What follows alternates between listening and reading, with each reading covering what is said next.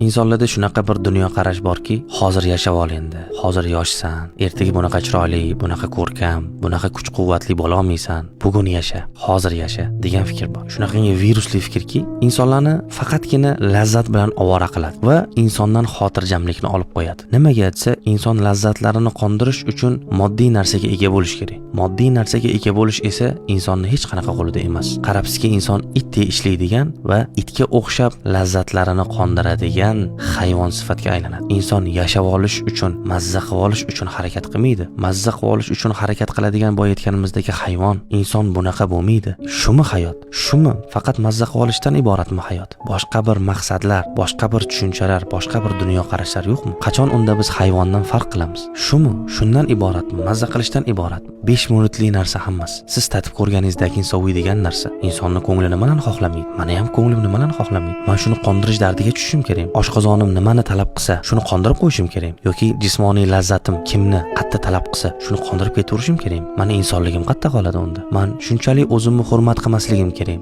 Yo'q, men bu narsani qabul qila olmayman. Men o'zim hayvon darajasiga tushirib qo'ya olmayman. Menga bu narsalar juda ham uzoq bo'lishi kerak. Ya'ni insonga bu narsalar juda ham begona bo'lishi kerakki, toki u inson bo'lib yashasin hayotda. Manfaat parast bo'lib qolmasin, toki u lazzatga maftun bo'lmasin. Shunaqa insonlar bor. Lazzati qo'zg'aldimi kim bilandir qondirish kerak, qayergadir borish kerak, kim bilandir yurish kerak. Usiz hayot yo'qmi? O'shaning uchun ham instinktlarni qondirmaslik o'limga olib bormaydi. Hech narsa qilmaydi. Sizni bezovta qiladi, siz uni dunyoqarash bilan boshqarasiz. Instinktlarni, talablarni qondirmaslik, xohish istaklarni qondirmaslik sizni halok qilmaydi. Hayot bundan iborat emas. Biroz inson kengroq qarash kerak.